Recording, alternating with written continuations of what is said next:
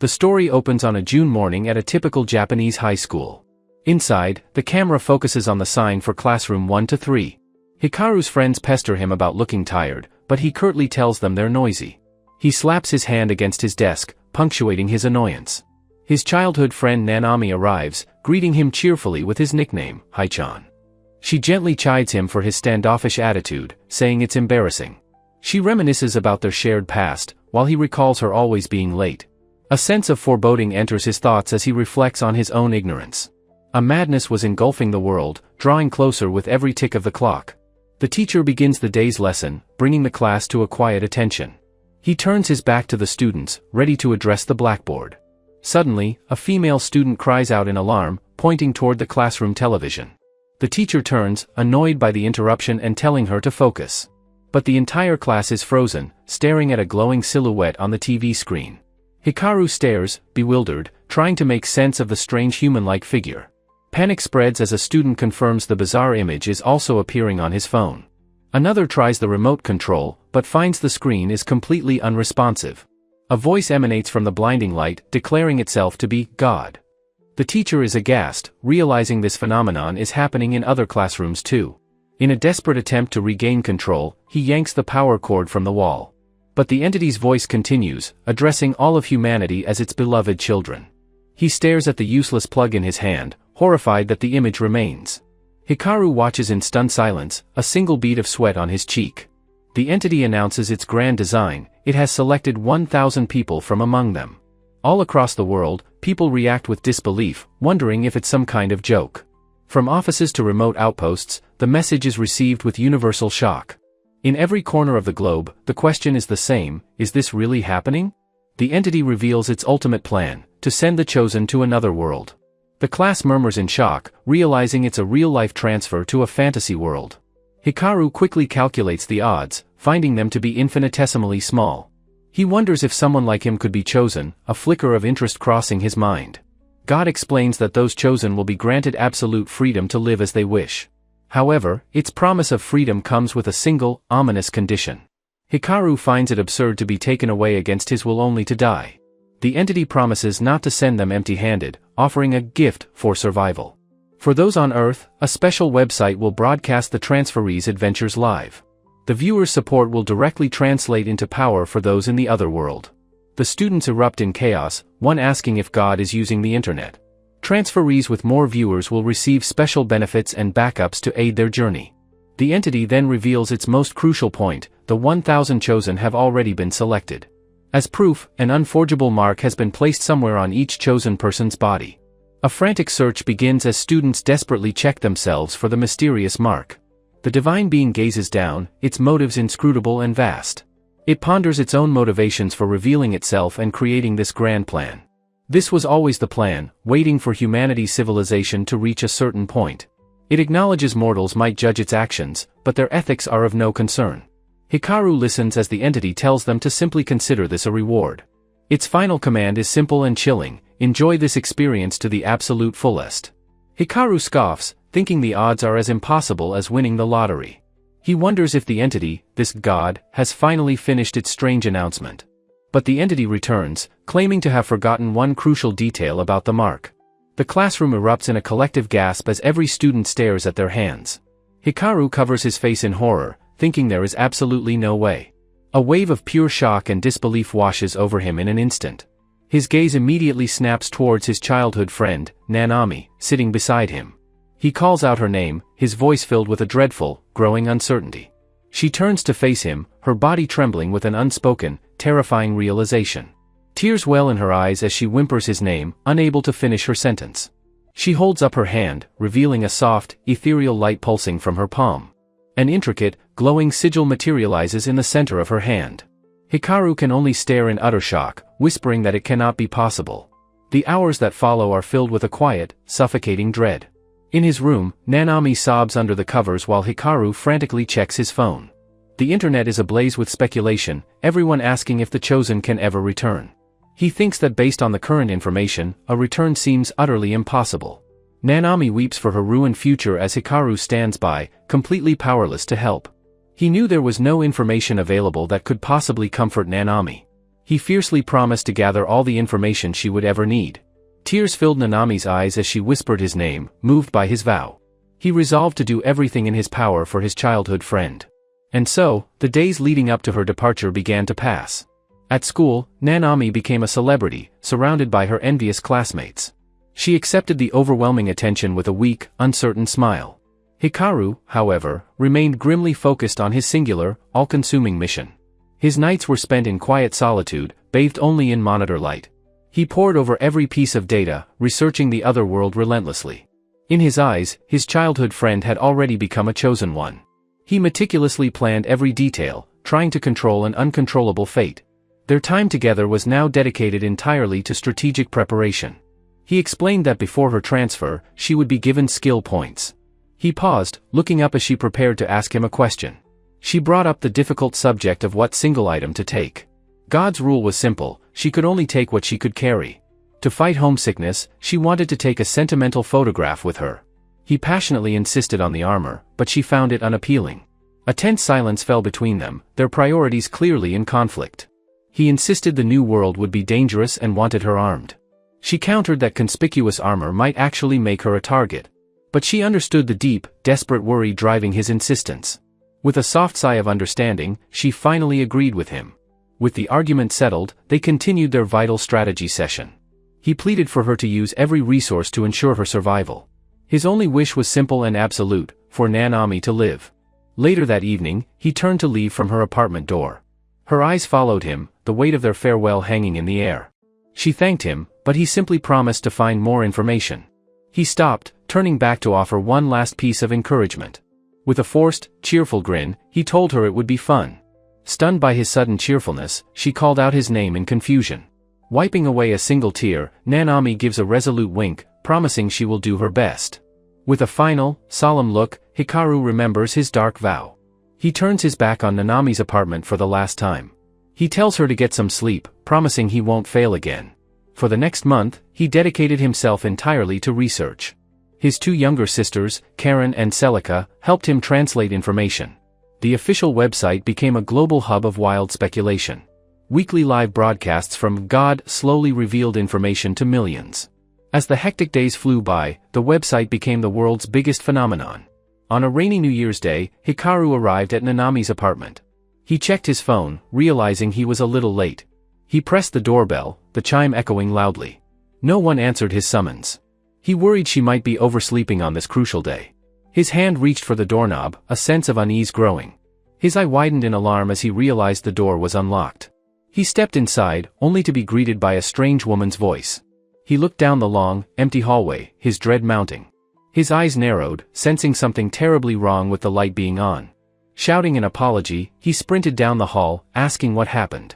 His feet pounded against the floor in a desperate rush. He reached her room, yelling her name and asking if she was there. A cute cat-themed nameplate hung innocently on her bedroom door. His face contorted with panic as the silence continued. He knocked again, demanding she answer if she was inside. His terror peaked as he whispered her name into the silence. With a final shout, he announced he was opening the door. He was met with a horrific scene of blood, carnage, and Nanami. Her blood-streaked face was vacant as she uttered a confused sound. Hikaru stared in utter shock, whispering her name in disbelief. He screamed her name, his breath catching in his throat as he ran to her. He grabbed her shoulders, desperately trying to get a response. Her eyes were lifeless, blood dripping from her lips. His expression was one of complete, mind-shattering horror. The terrible truth hit him with the force of a physical blow: Nanami was dead. He collapsed to his knees, catching her limp body in his arms. Gasping for air, his only thought was to call for an ambulance. His trembling, bloody fingers fumbled for his phone, needing to call for help.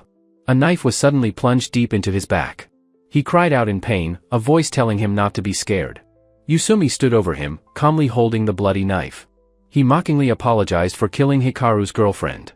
Hikaru choked, unable to form words.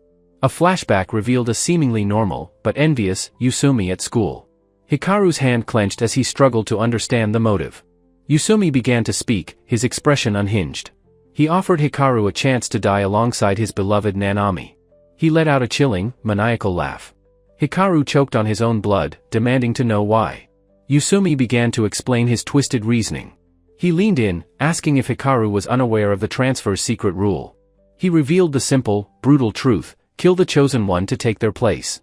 Hikaru was horrified, unable to believe the right to transfer could be stolen.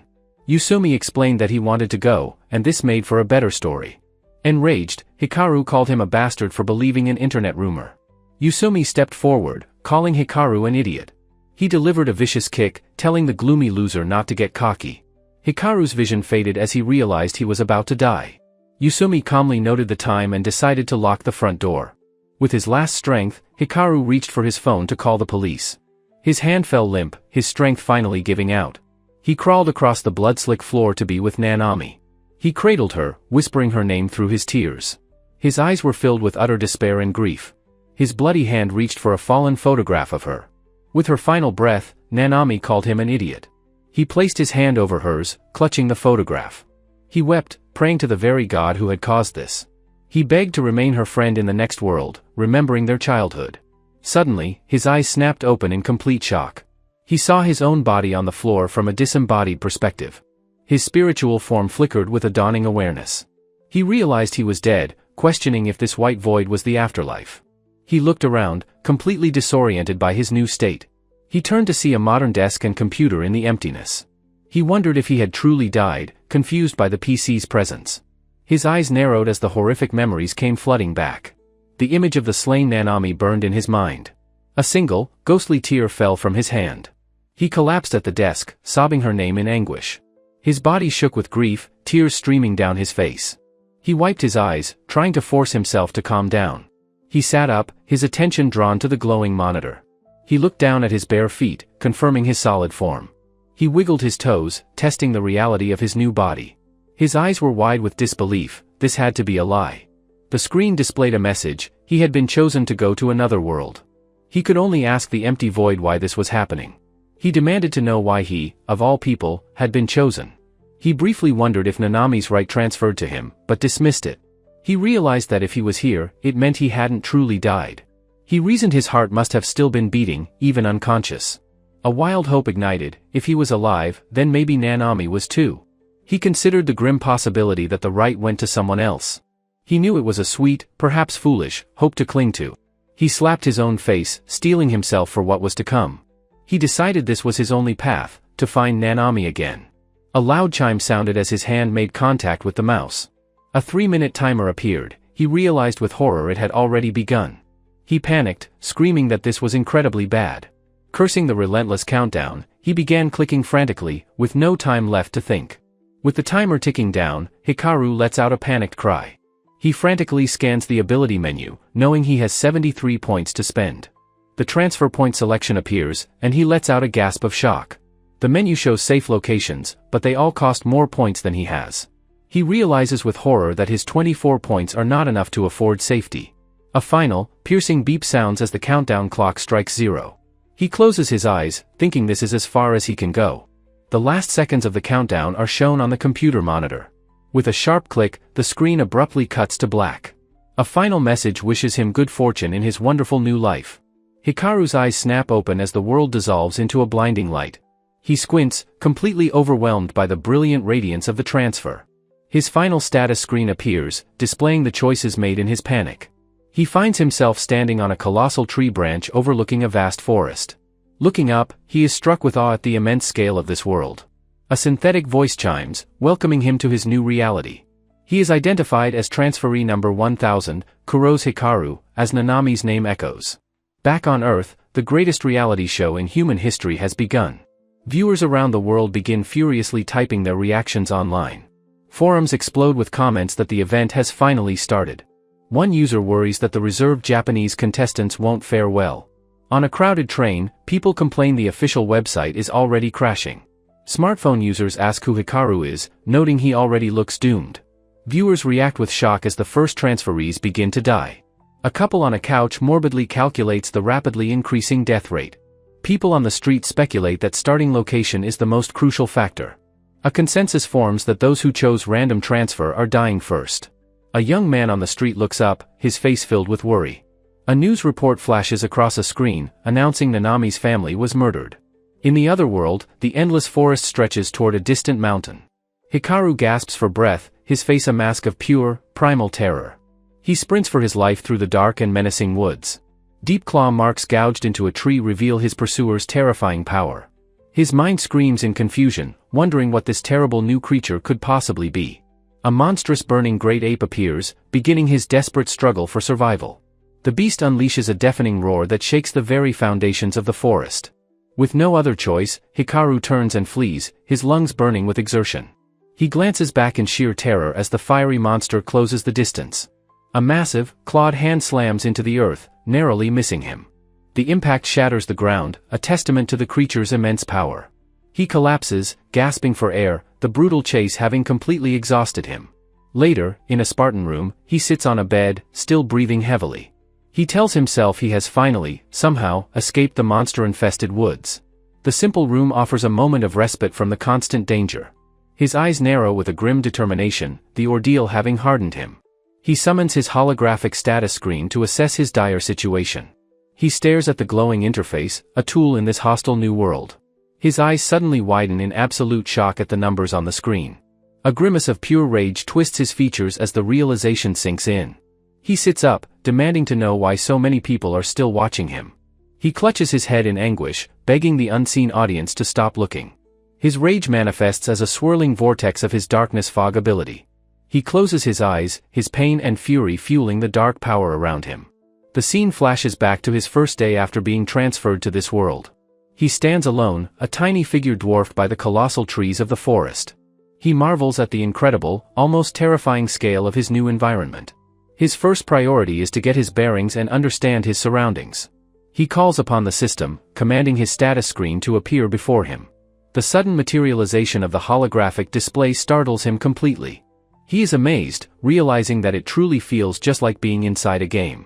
He learns the board provides information and uses points and crystals as currency. Deciding to experiment, he selects the Item Exchange option on the screen. A glowing barrier stone appears in his hand after he spends a single point. He exclaims in utter disbelief that the item actually materialized from nothing. He realizes he must use his limited points and crystals with extreme caution. His next goal is clear: find his location and pray for a nearby village. Concerned for Nanami, he resolves to find a settlement and gather information quickly. The map reveals his location, the Eastern Demonic Realm, a dangerous, desolate place. He is horrified to learn the nearest town is a staggering 373 kilometers away. He laments his random transfer, realizing the immense distance is like Tokyo to Nagoya. The absurdly high danger level fills him with dread, making him question his survival. A system prompt offers a hint for survival in exchange for a precious crystal. He understands his survival now depends on how he uses his limited points and crystals. He weighs his options, knowing the crystal is valuable but the hint could be vital. With grim determination, he makes his difficult choice. He decides to ask for the hint, pressing the yes button with conviction. The hint appears on his screen, a cryptic message to get used to the dark. He reacts with disbelief, wondering if that simple phrase is all he gets. He reasons it must be about moving at night, remembering his dark vision skill. The word dark echoes in his mind, sparking a new line of thought. He recalls seeing Dark Spirit Arts on the skill menu for 10 points. He had dismissed it as a support skill, preferring more direct offensive magic. He realizes there is no time to hesitate if this is the key to survival. He remembers his Spirit's Affection skill, which should aid his learning. Having come this far, he decides he cannot afford to back down now. The system confirms he has learned the first-tier art, Dark Mist. He wonders aloud if this new Dark Mist ability will actually be useful. The following day, as night falls, the forest is plunged into darkness. Suddenly, he gasps, his senses screaming that he is no longer alone. In the oppressive darkness, dozens of glowing eyes surround him from the trees. Two vicious wolves snarl from the shadows, their eyes gleaming with malice. Surrounded by the wolf pack, he knows he cannot escape and must use his art. With the wolves closing in, he desperately invokes the name of his new power. A thick, black mist erupts from his outstretched hand, swirling at his feet. He stares in shock, wondering what this strange power is that he has unleashed. His eyes widen in utter astonishment at the power now at his command. A black haze spreads from him, covering his surroundings and engulfing the wolves. Looking at his hands, he realizes with awe that this is Dark Spirit Arts. The unnatural fog continues to spread, swallowing the entire forest in darkness. Two shaggy wolves stop, their eyes wide with confusion as their prey vanishes. The night sky is a silent witness, dotted with countless distant stars. Hikaru stumbles through the dark forest, utterly exhausted and gasping for breath. He thought he had escaped, but now he feels cornered and trapped. He isn't tired, perhaps thanks to the spirit's affection skill he chose. Suddenly, his eyes widen in complete and utter shock at the screen. His arts have grown, granting him night vision in addition to darkness fog. He realizes his repeated use of the arts must have caused them to level up. He decides to test the new art, comparing it to his old dark vision. He invokes the power, calling forth the name of his new skill. Ethereal, glowing eyes seem to project onto the world around him. Amazing. He breathes, seeing the dark forest as clearly as if it were day. With these two skills, he feels a genuine glimmer of hope for survival. But the memory of that hope now feels distant and naive. Back then, he thought escaping the forest would solve all his problems. A vortex of shadow swirls into existence at his command. He summons his shadow bag, a personal void for storing his items. Reaching into the swirling darkness, he prepares to retrieve his loot. Monster parts and spirit stones float out from the shadowy dimension. He holds the last of his treasures, wondering if it's all he has left. With his meager possessions in hand, he stands and prepares to leave. He steps out, his boots crunching on the dusty floorboards. He had to sell most of his valuable items just to pay for lodging. Slamming the door shut, he resolves to earn money, no matter what. He arrives at a rustic-looking shop, his only hope for coin. He slides a spirit stone across the counter, offering it for sale. He asks for more than 4 silver coins, pleading that it was hard-won. The merchant scoffs, saying the colorless stone size is nothing special. Defeated, he accepts the price and thanks the merchant before turning away. Just as he reaches the door, the merchant calls out for him to wait. The merchant asks why he needs money, noting he has many customers like him. The man's single eye seems to peer right through Hikaru's defenses. He explains the town is called the Labyrinth City, sustained by its dungeon. He suggests Hikaru try his luck in the labyrinth if he wants to earn money. The path forward is clear: defeat monsters and collect their spirit stones. He asks about registering alone, confirming he planned to do so anyway. The door slams shut, sealing his grim new purpose. He wonders if he must fight monsters again, with no other way to survive. His mind flashes back to the roaring, fiery visage of the great ape. He remembers the terrifying, featureless void of a 2-meter-tall dark spirit. The glowing eyes of the wolf pack still haunt his nightmares. He recalls how close he came to death during his 10 days in the forest. Lost in his thoughts, he bumps into someone and quickly apologizes. A beautiful woman smiles, calling him cute as she takes his arm. He thinks about who this woman is, as she suggests going somewhere nice. He asks what she wants, stating he has no business with her. She offers him one night, promising a cheap price for his first time. He stammers, completely flustered by her blatant proposition. His hand trembles, the simple offer sending his mind into a panic. She smiles and asks if 2 silver coins would be enough for him. He instinctively clenches his fist, the coins digging into his palm. She asks if he's confident, her tone playful and teasing. She correctly guesses his inexperience, calling him cute with a soft laugh. Her words hit him like a physical blow, his mind short-circuiting. The sound of her laughter seems to echo in his mind. Her genuine amusement only deepens his profound sense of humiliation. He recoils, clutching his head as a wave of nausea washes over him. The moment triggers a far more painful, buried memory. 10 days after his transfer, he finally steps out of the forest. His body is bruised and his clothes are in tatters, but he has survived. "I finally made it out of the forest," he gasps, collapsing in relief. He is congratulated for placing first in the inaugural viewer ranking. He sees the viewer count, 1 billion people. An impossible number. He learns he can now receive messages from the viewers on Earth. He hopes for a message from his sisters, or news about Nanami. With a flicker of hope, he opens the newly unlocked mailbox. A deluge of pure hatred fills his vision, accusing him of murder. "Die, demon, monster." The words are a brutal psychological assault. He falls to his knees, the weight of the world's hatred crushing him. A silent scream is torn from his throat, his mind shattering. The most devastating lie crystallizes: the world believes Nanami is dead. He wonders if she died just like that, her family gone as well. The monstrous accusation makes him physically sick, and he retches on the grass. "Why? Why is this happening?" he screams, his face streaked with tears. He slams his fist into the earth, overcome with powerless rage. He screams that he didn't kill her, that they were both murdered. But his desperate pleas are useless, falling on deaf ears. He realizes they were never cheering for him, they were laughing at him. 1 billion viewers are laughing at his suffering. The woman asks if the stimulation was too much for him. "Let go," he yells, shoving her away with a surge of panic. She tumbles to the ground, surprised by his sudden violence. He looks back, his eyes wide with a desperate need to escape. "Sorry," he calls over his shoulder, not daring to stop. He runs, leaving the bewildered woman shouting after him. She yells at him not to be ridiculous, calling him a shy little boy. He finally finds refuge in a dark, empty alleyway. But even here, he can hear the phantom laughter of the viewers. He was just a simple 15-year-old with no grand ambitions. A high school student who never gave much thought to the future. Now, his family, his friends, and his most precious person are all gone. The full weight of his loss finally crashes down upon him. He collapses against the cold stone wall, his body trembling. Tears he can no longer control begin to stream down his face. "Stop it, tears," he pleads, his face a mask of profound grief. But they continue to fall, pooling on the dusty ground of this alien world. After the wave of grief passes, he picks himself up. He leaves the alley behind, his sorrow now forged into a new purpose. He walks through the town, his destination now clear in his mind. The gray, eternal sky of this world hangs above him. Before him stands the labyrinth, the crucible where he will forge his survival. A single black boot steps firmly onto the cracked stone floor of a new world. Hikaru stands at the edge of the city, gazing toward his formidable destination. His face is a mask of pure shock, his mouth agape in utter disbelief. He beholds the Meltia Great Labyrinth, a colossal, bone-white spire piercing the clouds. Two silent knights in full plate armor stand guard, a single torch flickering between them.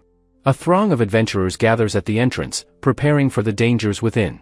An adventurer complains to her friend that the second floor was unexpectedly draining. Hikaru's hand hangs by his side as he silently observes the scene before him. He whispers the name of the impossible structure, the Meltia Great Labyrinth. He feels its immense power, like a single, gargantuan, and ancient spirit stone. Adventurers stand before the dark, cavernous maw that serves as the labyrinth's entrance. The view shifts, looking down a long, dark staircase that descends into blackness. His night vision struggles against the oppressive gloom, an overwhelming sense of pressure filling the air. A strange calm washes over him, it feels as if the labyrinth is calling to him. Deciding it would be a bother to be seen, he prepares to use his power. He moves unseen in his darkness fog, passing a party praising their leader, Lifria. Her companions chat cheerfully, wondering if even she could defeat a mighty mantis. Lifria's long, pale hair sways as she suddenly pauses, sensing an anomaly. Hikaru notes her strange beauty, hoping she will simply forget his fleeting presence. Lifria reminds her party that she is still training and must not let her guard down. She looks back over her shoulder, a puzzled "huh" escaping her lips. Her beautiful eyes scan the empty space behind her, searching for the source of her unease.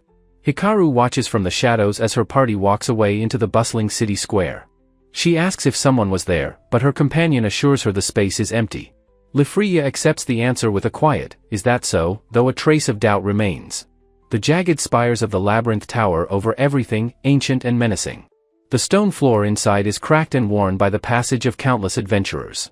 Hikaru walks deeper, wondering what kind of monsters lurk in the shadows ahead. He questions if the simple dagger at his hip will be enough to protect him. He steps forward with grim determination, venturing into the unknown darkness. He emerges onto the first floor, the vast, ruined, twilight government district.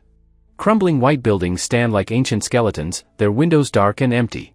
The desolate cityscape stretches to the horizon, a monument to a forgotten age.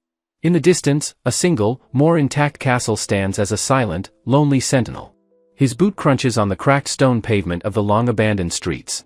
He marvels at the sheer scale of it all, realizing this truly is the labyrinth. The air is thick with spiritual energy, yet completely devoid of any human presence. He walks through the ghost town, a strange and unsettling feeling washing over him. He glances around, his senses on high alert in the profound and eerie silence. His expression is one of wary focus as he continues his exploration. He finds a quiet corner and sits down against a stone wall to collect himself. He lets out a long breath, telling himself to calm down and assess the situation. He realizes that in this special, enclosed space, he cannot feel the viewer's gaze. He decides to check his status, summoning the glowing holographic screen before him. The screen can provide a wealth of information crucial for his survival. His log shows 42 million viewers and reveals only 723 transferees are still alive. He notes that his viewer count has dropped slightly since he arrived in the city. The system explains that a high viewer count grants a daily bonus of crystals. He grits his teeth, hating the bitter irony that his audience is keeping him alive. He sits alone in the ruins and lets out a frustrated curse. He reflects grimly on the 250 transferees who have died in just 10 days. A sudden, sharp sound makes him jump, his eyes widening in alarm. He looks down the empty street, hearing a faint clattering getting closer. He gulps, his body tensing in anticipation of what is about to appear. A skeletal warrior emerges from a darkened doorway, its bones rattling with each step. He identifies the creature, recognizing it immediately as a skeleton. He wonders if defeating the monster will reward him with a spirit stone. A flicker of grim determination flashes in his eye as he resolves to fight.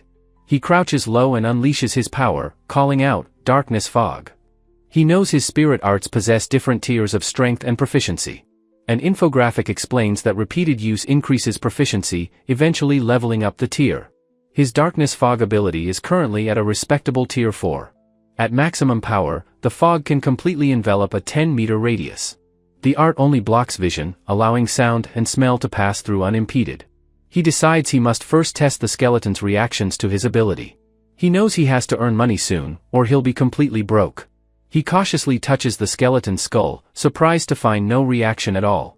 He steps back, deciding to see what happens when he dispels the fog. He stands at a safe distance and mentally commands the darkness to dispel. He watches the monster intently, a bead of sweat trickling down his temple. The skeleton's head immediately jerks upward, its jaw rattling as it senses him. It turns with a sharp crack, its empty eye sockets locking onto his position.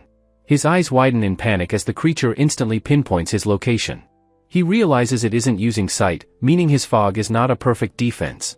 He observes that his opponent is slow and unarmed, a weakness he can exploit. He clenches his fist, preparing to unleash his power once more.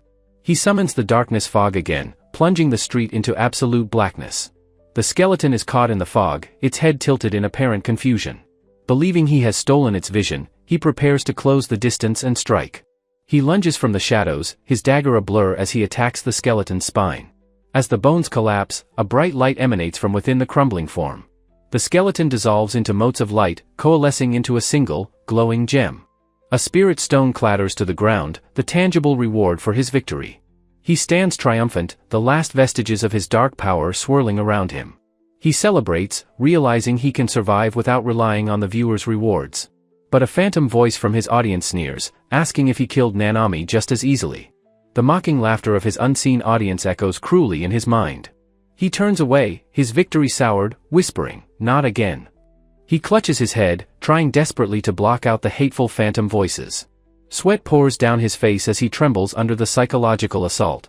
He looks down at his hand, still clutching the dagger he used to win. He slowly sheaths his weapon, his brief moment of triumph completely shattered. The hateful comments of the viewers flood his thoughts, mocking his every move. He winces, the sheer volume of their contempt a physical weight upon him. He doubles over, gasping for breath, crushed by the judgment of a billion eyes. He stumbles forward, his legs barely able to support him as he flees. He runs, questioning what he was even thinking, fighting for their entertainment. He screams into the empty ruins that he just wants his entire existence to vanish. He continues to run frantically through the desolate stone corridors, desperate to escape. The final image is a blur of motion as he flees from his inner demons. The story shifts back to Earth, showing a cold, modern cityscape. On the street, people gossip callously about Hikaru's televised suffering. An office worker, convinced of his guilt, types that Hikaru is the only suspect. A hand hovers over a keyboard, a public plea for eyewitnesses online. Floating comments reveal the public's amusement at Hikaru's pain. A woman in a bath admits the whole affair makes her want to hurt Hikaru.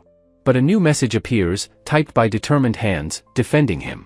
A young man in bed scrolls through his phone with a worried look.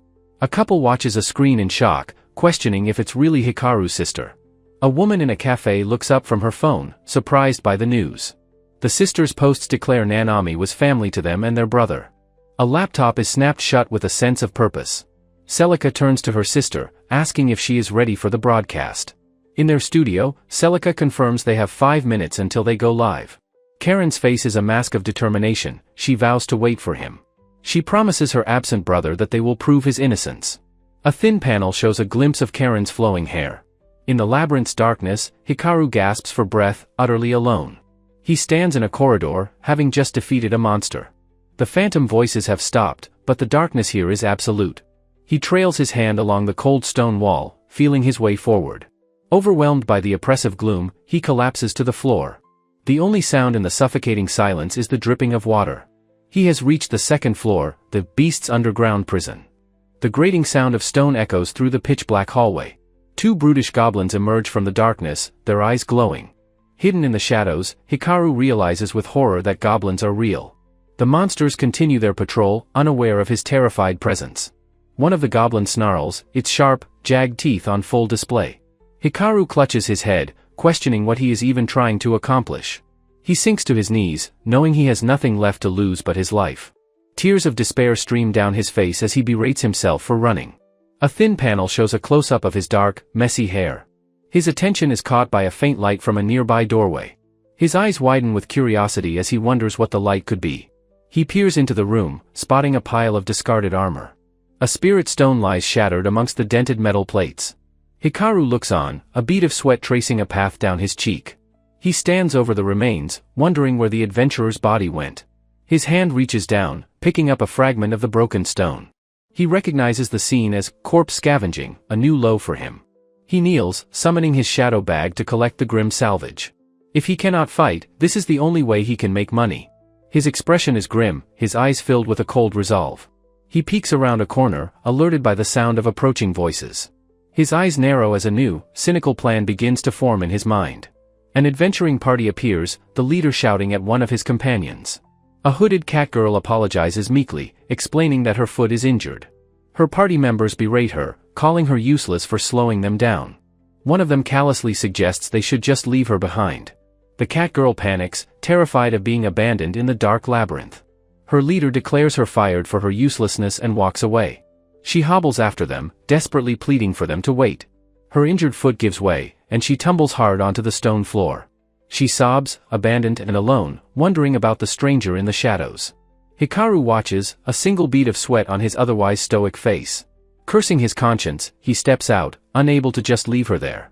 He spends 5 crystals, materializing a mid-grade potion in his hand. He feels a strange kinship with her, another outcast in this harsh world.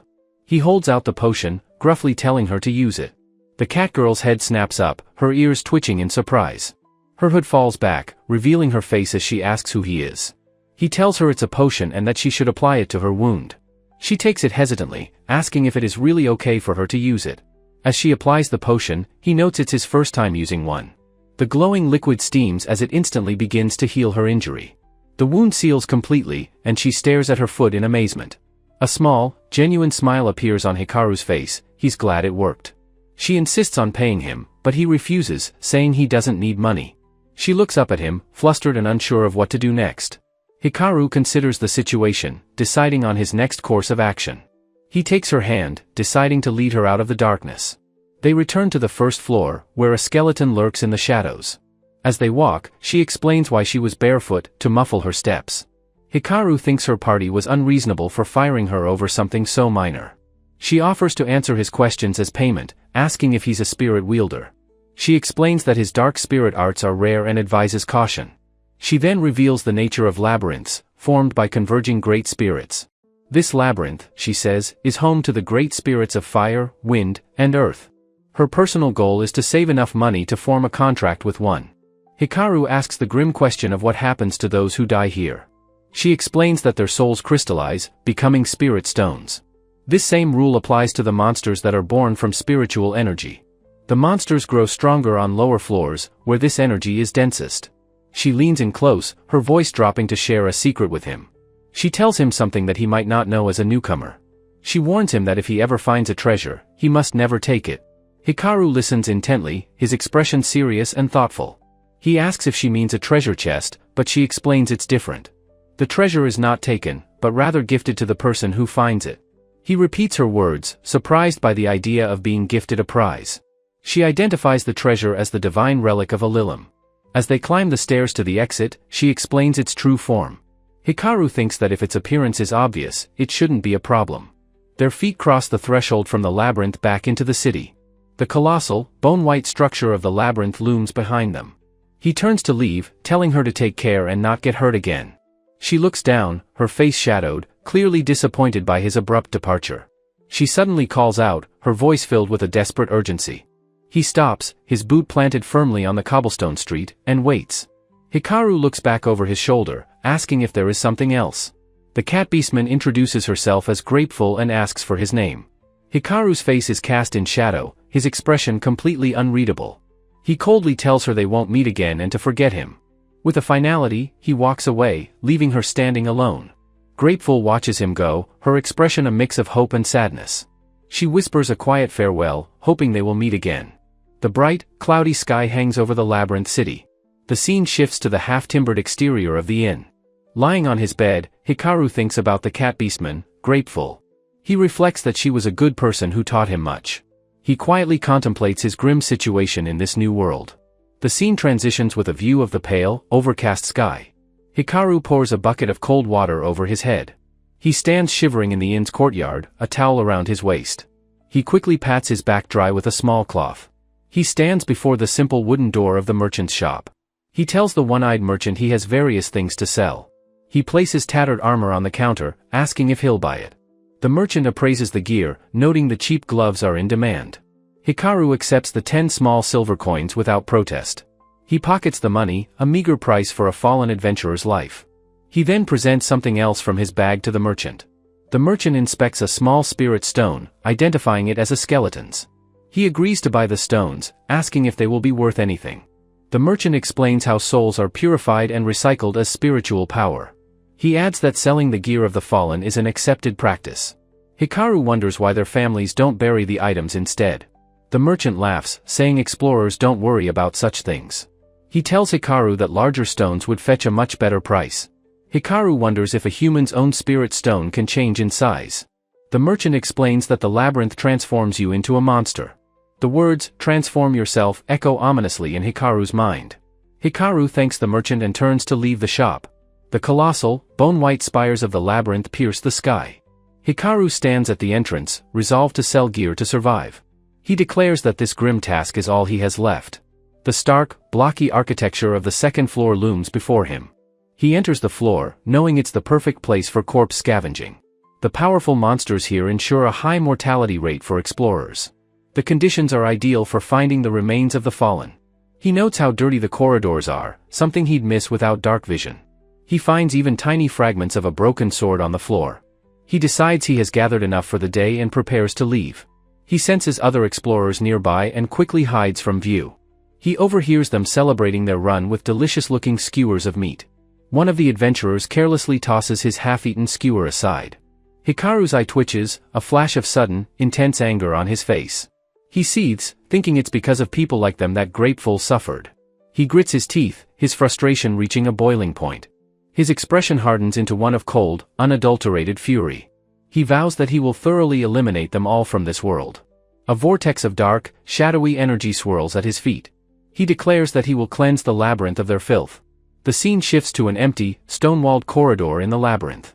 Hikaru sits, exhausted, muttering that his cleaning is a thankless, endless task. He glances aside, knowing his work is far from finished. In a side room, he has amassed a massive pile of scavenged gear. He decides the room is a safe place to store his haul for now. He gets to his feet, ready to continue his grim task. He stands in a corridor, getting a feel for the second floor's layout. He realizes this floor is far larger and more complex than the first. He knows he must keep moving forward or his cleaning will never end. He stops, his attention caught by the sound of a familiar voice. He sees Grateful with a new, kinder-looking party of adventurers. Her new companions discuss their plans for the even more dangerous third floor. Grateful eagerly tells them she is ready to follow their lead. Hikaru smiles slightly, relieved that she has found a good party. One of the men tells her to leave her excess baggage behind. Watching from the shadows, Hikaru silently wishes her a safe return. He sees the bundle of supplies she left abandoned on the floor. He looks at the discarded items, recognizing them as abandoned trash. He lets out a weary sigh at the sight of the mess.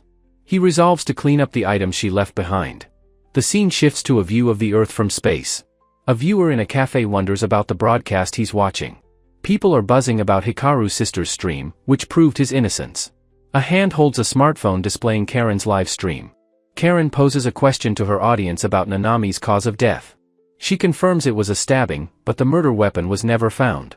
In Spanish, she asks if it's possible her brother is the culprit. She points out the strangeness of a missing weapon after an immediate transfer. She prepares to deliver her final, powerful conclusion to the viewers. She declares with certainty that her brother, Hikaru, is innocent. The scene shows the exterior of a modern Japanese high school. Students excitedly discuss the twin stream, declaring themselves new fans. One student admits he never really thought Hikaru was the culprit anyway. A text bubble shows someone asking what's wrong with everyone. A former hater furiously types, still clinging to circumstantial evidence. A student says he'll send Hikaru a supportive message. Another person looks at their phone, confused by the whole situation. Online comments praise the sisters' intelligence and multilingual skills. One comment urges others to watch the video and see the evidence. A message states that almost no one thinks Hikaru is guilty anymore. A student hopes Hikaru realizes he is now being supported. Another notes that while he's busy cleaning, public opinion has shifted. A thought bubble floats in the sky, describing him as too kind. The scene shows the exterior of the apartment building where the sisters live. Karen tells Celica that the number of anti-brother comments has dropped. Celica agrees that their broadcast has been effective in changing minds. Back on Earth, Karen cautiously peeks into the studio, calling out her sister's name. She finds Celica in a full-blown rage, screaming about the unforgivable hussy on her screen. Celica fumes over how many times she must watch this woman bothering her beloved brother. Worlds away, Hikaru lets out a long, satisfied breath in the cold stone corridor. He stands in the now spotless passageway, thinking to himself that it has become quite beautiful. A small, embarrassed smile appears as he reflects on what he's been doing. He admits he got carried away, worrying that Grapeful might get hurt. Checking his status, he notes his shadow bag leveled up and the scavenged gear means more money. 2 new notifications appear, one for 100 million viewers, the other for over 999 messages. He muses on the bitter truth that the crystals are helpful, but the viewers are not. His thoughts are cut short as he notices something unexpected, letting out a questioning sound. A section of the wall before him is now a glowing portal of intricate, magical runes. He stares at the shimmering sigil, questioning if it is some kind of door. The magical doorway stands out starkly in the otherwise dark and empty labyrinth corridor. With a hand to his chin, he wonders if a door was always in this spot. He is certain there was no door here before, so he questions what it could be. He knows that in a situation like this, he must confirm what he is seeing. Summoning his status screen, he reasons he can identify the door if it's an item. He decides to use a crystal to activate the item appraisal function, his eyes focused. The system identifies it as a door to the treasure vault, a gift from the Lilim. He recalls Grateful's words about the divine relic, a famous tale among explorers. With dawning realization, he wonders aloud if this is what she meant. He cautiously approaches the glowing wall, his boot stepping onto the magically lit stone. He reaches out a hand, his fingers about to touch the ethereal surface of the portal. The wall parts, revealing a small chamber with a glowing orb resting on a pedestal. The crystalline sphere sits on its stand, sparkling with a pure, internal light. He steps into the small vault and carefully picks up the smooth, cool orb. Holding the treasure, he notes it feels like a glass ball, remembering its form should change. He feels a deep sense of gratitude, wondering if the Lilim was watching his cleaning. As he turns to leave, a sudden sound makes him whip his head around in alarm. A distant woman's voice screams a desperate warning for everyone to run and escape. A flash of light reveals Lafria, her face a mask of pained, breathless exertion. Hikaru recoils in shock as she materializes just inches from him, thinking she's too close. A figure materializes impossibly close, and Hikaru recoils in pure shock. Her armored boot lands with a heavy, ground-shaking thud on the stone. Her companions beg her to flee, but she orders them to run instead. She vows to hold the line, momentarily wondering about the strange boy. The sound of desperate, panicked footsteps echoes down the long, dark corridor. A deafening crash rings out as steel clashes with monstrous force. Hikaru watches in disbelief, thinking she is sacrificing herself against the mantis.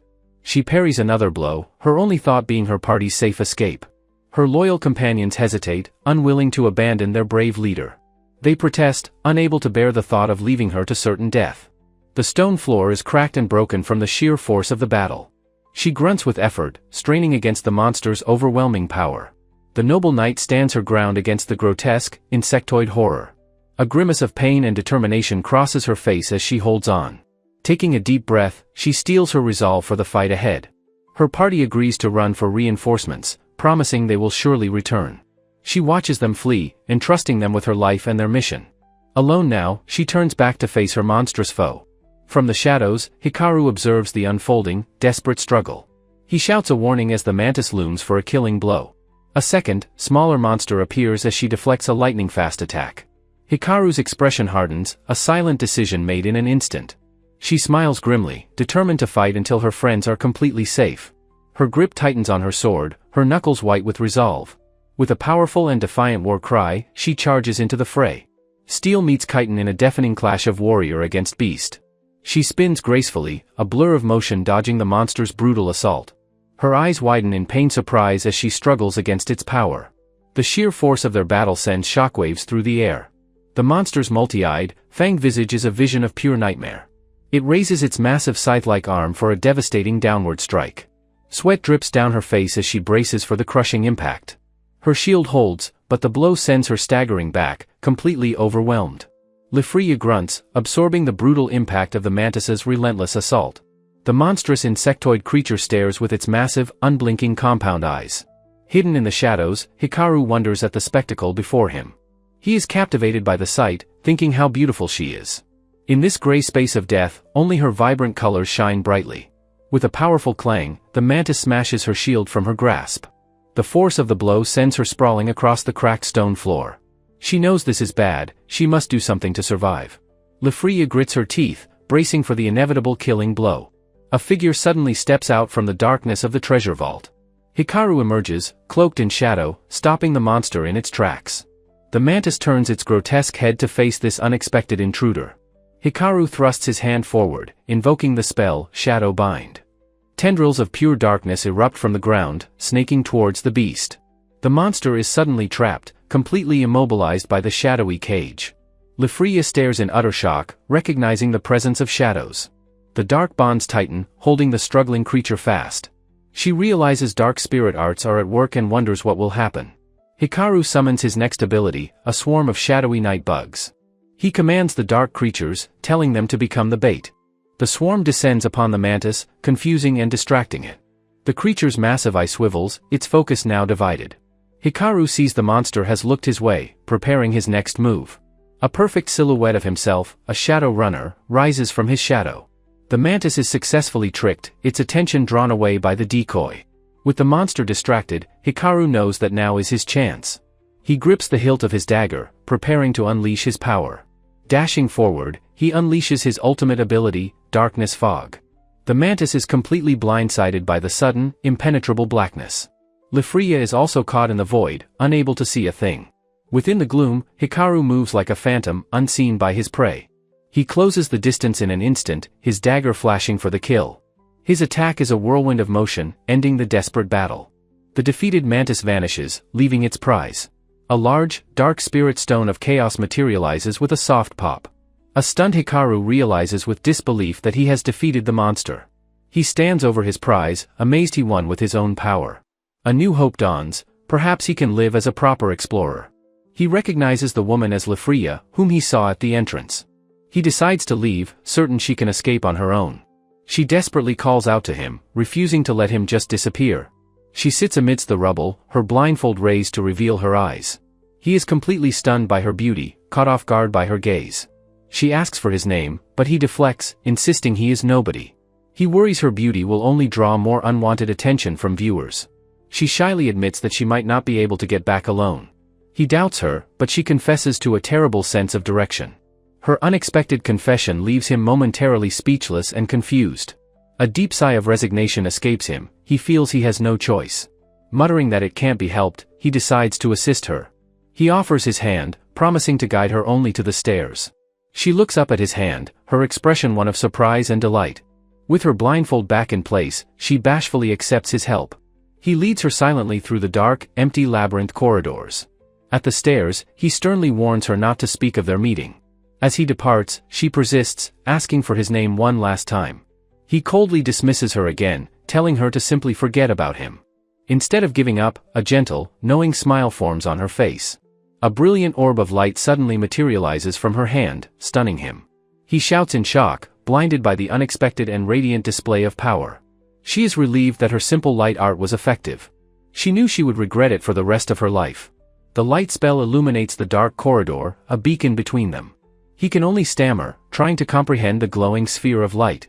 She clasps her hands together, her resolve hardening with her gratitude. With a radiant smile, she tells him he did a wonderful job. She asks for his name again, and he shouts back, completely flustered. Overwhelmed, he flees in a panic, questioning her strange persistence. Lifria explains that without even knowing his face, she cannot proceed. She couldn't possibly leave without thanking him for saving her life. Hikaru realizes he has gotten involved with a very troublesome person. With sincere regret, Lifria apologizes for her rudeness and forwardness. She formally introduces herself, Lifria Ashbird, a Holy Knight apprentice. As per her family's creed, she vows to repay this debt soon. She winks playfully, asking him to tell her his name then. Without waiting for an answer, she turns and briskly walks away. Hikaru is left standing alone, watching her ascend the stone steps. He remains completely frozen, utterly shocked by the turn of events. Back in the quiet solitude of his room, the window is dark. Overwhelmed, Hikaru collapses onto the edge of his simple bed. He panics, realizing with horror that his identity has been exposed. His secret life and his forbidden dark spirit arts are now known. He sits in the dim room, the weight of his mistake heavy. He resigns himself to the fact that he must now trust her. His only path forward is to live even more carefully than before. He sits at his table, ready to examine his newfound treasure. He calls forth his shadow bag, a void of darkness appearing. From it, he pulls the crystalline orb, seeing his reflection within. He remembers that the treasure changes form outside the labyrinth. The orb suddenly begins to melt, losing its perfect spherical shape. On the table, the substance writhes and stretches, transforming itself. Hikaru watches, startled by the strange and magical process unfolding. The material solidifies into a pair of sleek, dark, intricate gauntlets. He exclaims his delight, as gauntlets were a much-needed item. He recalls the warning that this treasure is a gift, not plunder.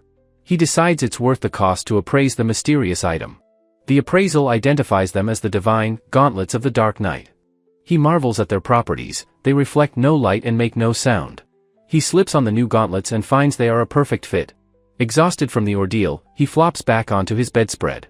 He realizes that in this world without photos, being seen isn't so bad. Lying in his room, Hikaru reflects on his unexpected victory. He saved the girl and defeated the monster, which should be enough. He tells himself that his brief involvement with her is now over. The morning light streams in through the window of his room. A new day begins, and with it, a new sense of purpose. He sits up, checking his status screen with a focused expression. He was worried about more viewers, but the current number is fine. He theorizes the audience's interest has shifted to other, more interesting transferees. He looks out the window at the vast, unknown world before him. This is an unknown country, an unknown land he must survive in. He realizes that to live, fighting monsters is something he cannot avoid. With a hardened gaze, he accepts that this is his new reality. He vows that right now, he wants to become stronger. He heads to the labyrinth, his resolve firm and his mind set. He decides the second floor is best for practicing with his dagger. Before he can enter, he stops, seeing Lifria at the entrance. She stands with her party, a beacon of light against the darkness. Her eyes scan the crowd, and he wonders if she is waiting. He ducks back, paranoid she might have told someone about him. No, he decides, he wants her to completely forget he ever existed. He summons his darkness fog, cloaking himself in an invisible shroud. As a phantom, he drifts past her and the other adventurers unseen. Lifria stares into the labyrinth, a hint of disappointment on her face. She is completely unaware that he has just slipped by her. She murmurs that, as she thought, he is not here after all. Deep inside the labyrinth, Hikaru finds a secluded corridor to practice. He draws his dagger, the motion feeling clumsy and unfamiliar. His swordsmanship is terrible, he admits, feeling the weapon's awkwardness. He needs to find a lone monster to use for combat training. He swings the blade with a grunt, frustrated by his lack of skill. The simple dagger weighs about a kilo, yet he lacks power. He recalls Lifria's strength, wondering how she wielded her massive greatsword. He pushes onward, searching for the weakest monster to begin his hunt. He spots his targets, 2 goblins, the weakest monsters on the labyrinth's second floor. Hikaru observes 2 monsters, realizing that lone stragglers are easy to hunt. He knows his darkness fog isn't perfect, it only conceals sound and smell. If he takes down one goblin, he worries the other will notice him. He decides to treat this hunt as a practical, real-world combat experiment. Unleashing his power, he floods the corridor with his darkness fog at maximum output. The goblins cry out in confusion, their vision completely stolen by the black mist. Hikaru calmly approaches the disoriented creatures, his dagger drawn and ready for the kill. In the absolute darkness, his glowing eyes stalk the first oblivious goblin. He lunges from the shadows, his dagger flashing as he lands a fatal blow.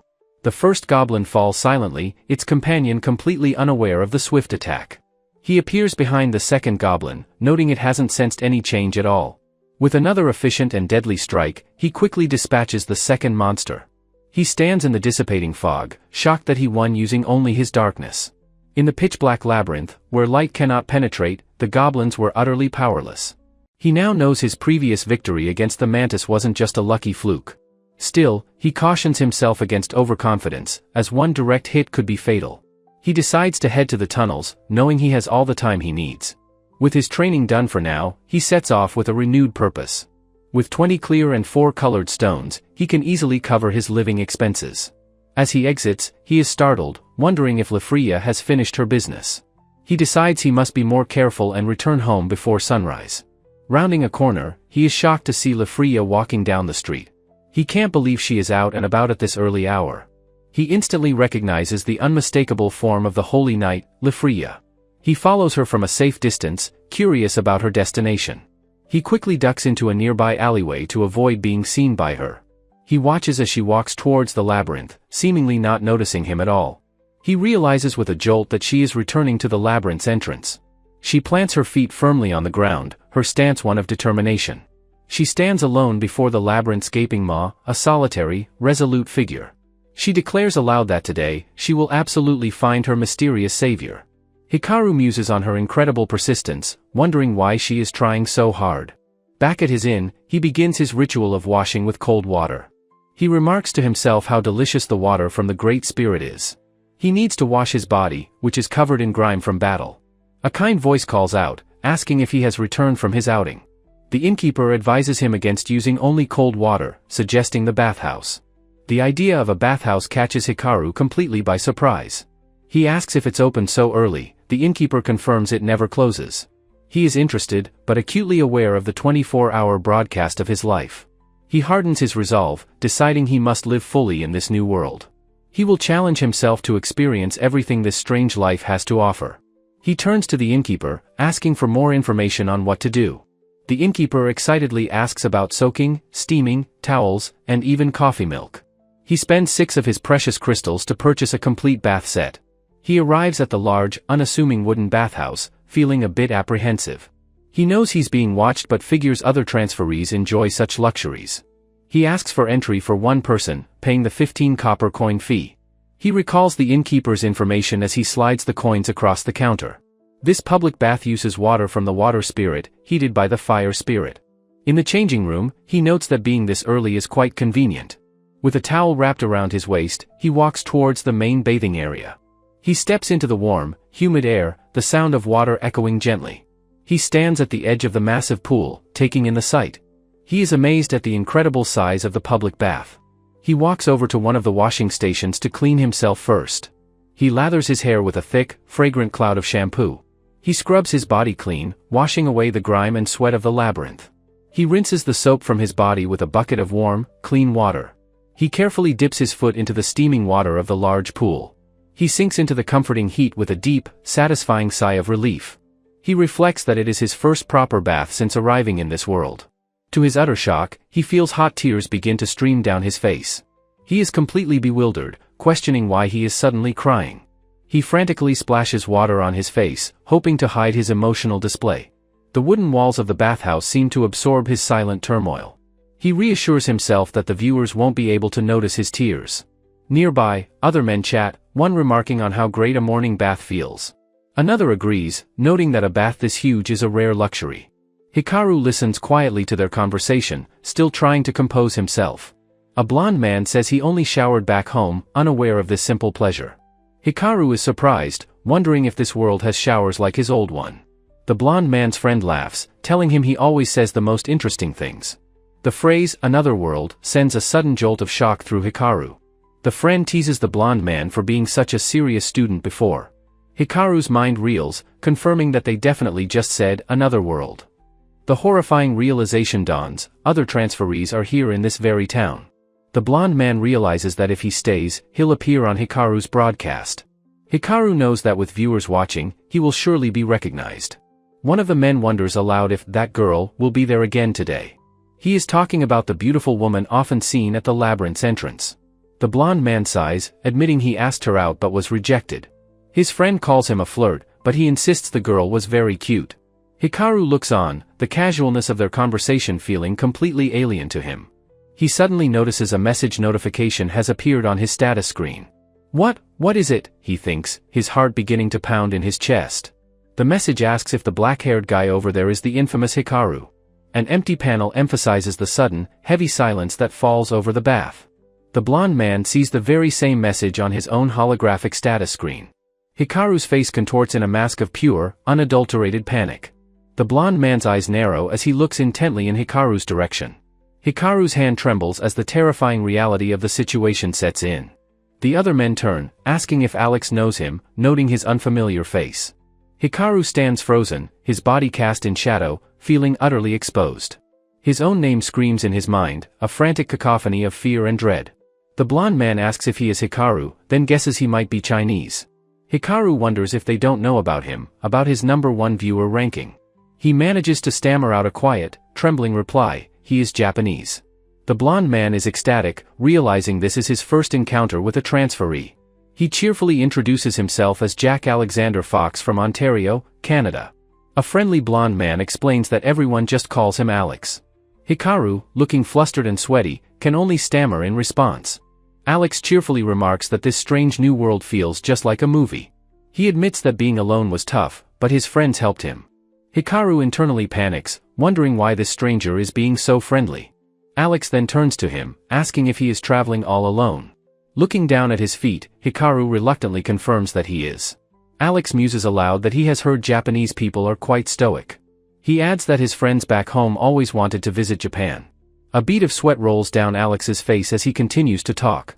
One of Alex's friends asks Hikaru if he feels sick from the heat. Hikaru realizes with horror that their combined global audiences are watching. Alex's friends are skeptical, asking if Hikaru is really from another world. Alex insists that it's true, telling them to ask Hikaru themselves. Desperate to escape, Hikaru claims he has things to do.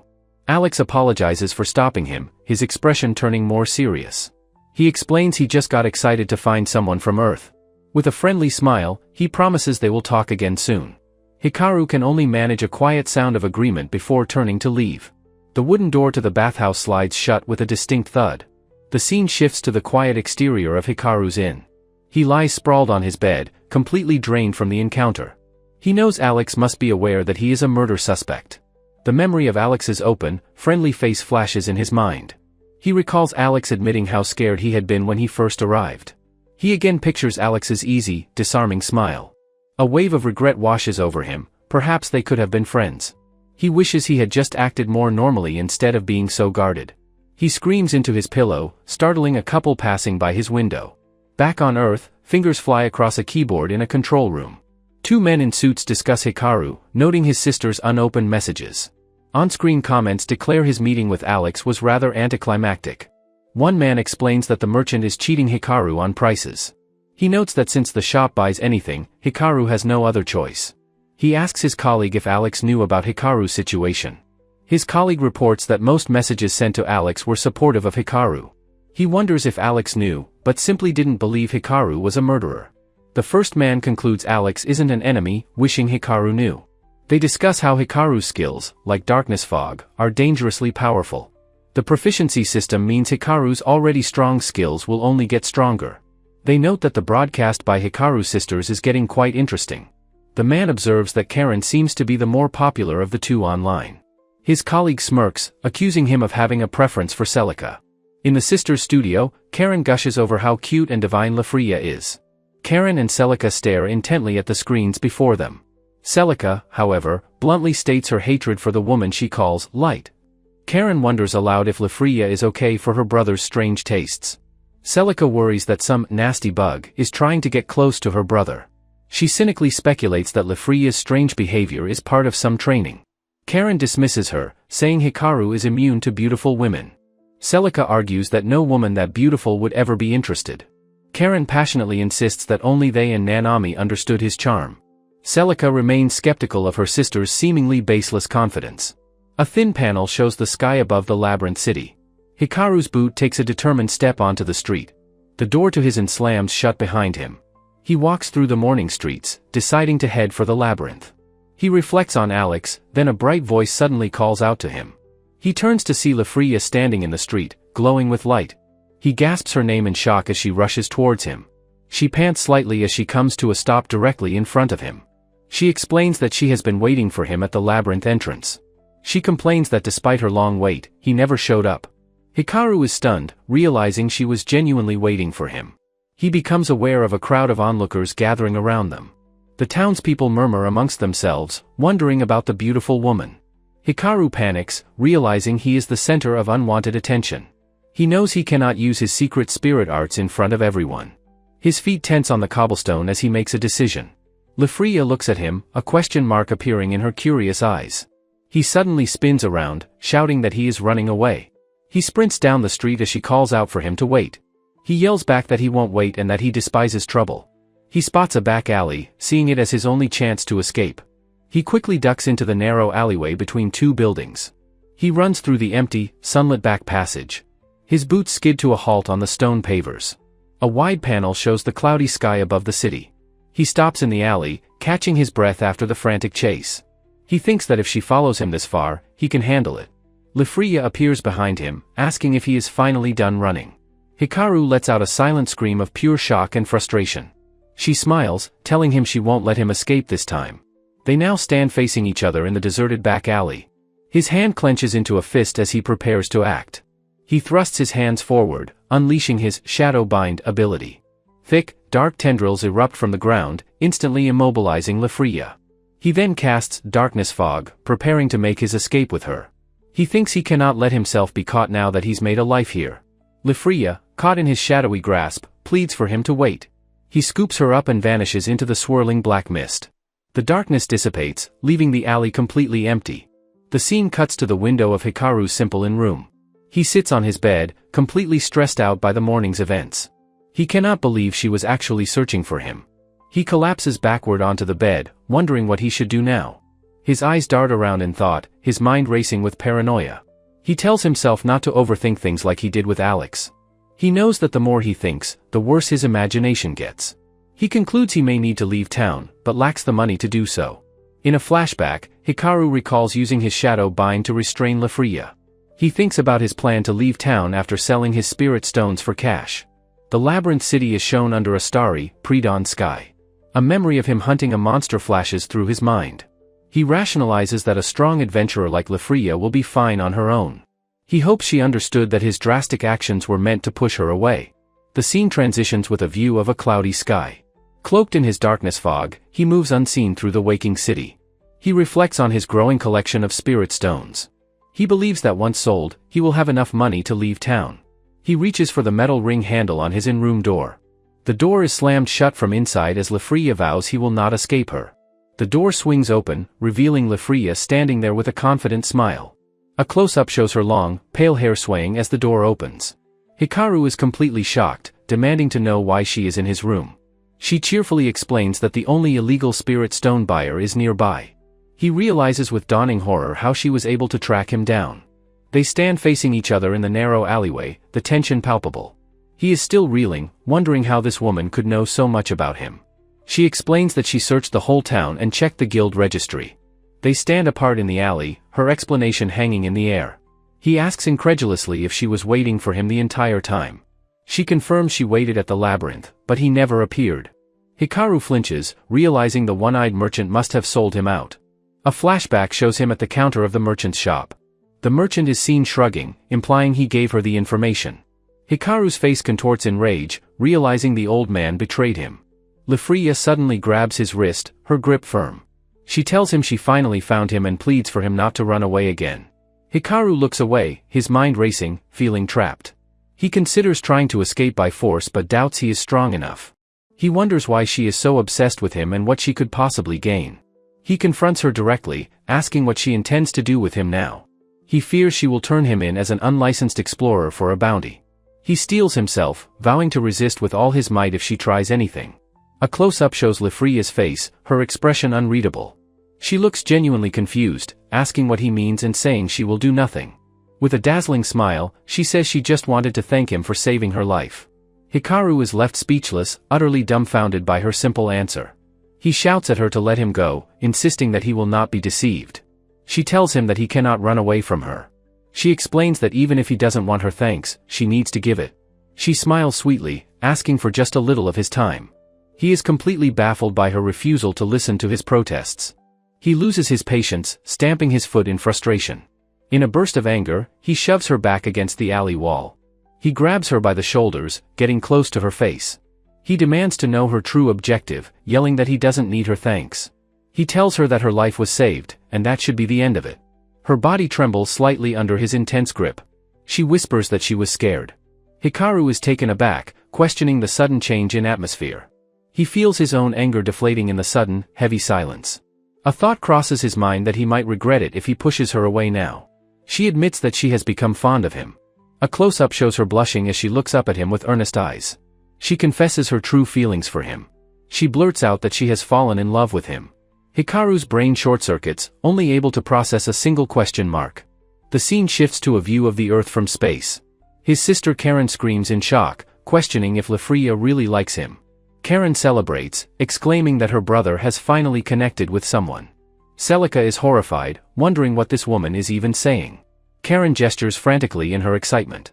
She declares an emergency and runs to wake her sister, Celica. A thin panel shows the vertical lines of the alley wall. Back in the alley, Hikaru and Lafria stand opposite each other. He asks her to confirm if she really just said she liked him. She explains it wasn't just an excuse, she hoped for a reason to see him again. He stumbles back a step, muttering in disbelief. Blushing, she shyly asks him to call her by her first name, Lafria. A close-up focuses on her hopeful, blushing face. Hikaru is completely flustered, a blush spreading across his own cheeks. He tries to push her away, but she playfully calls out to him. The image of the merchant flashes in his mind. Another transition panel shows a vast, cloudy sky. They are now in a quieter part of the alley, surrounded by wooden crates. So then? He asks why she has been following him, if it is because she confessed her feelings. She admits she just really wanted to see him, even if she finds her own feelings strange.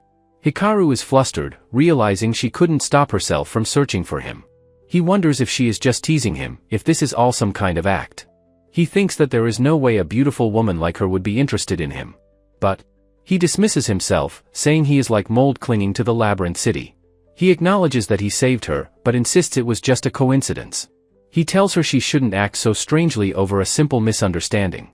Furthermore, he says that for someone like her, a person like him is far too dazzling. He concludes that she is just experiencing a temporary delusion from being saved. She vehemently denies his words, insisting it is not a misunderstanding at all. She puts a hand to her chest, saying this is the first time she's ever felt this way. She adds that she must leave town soon and wanted to thank him one last time.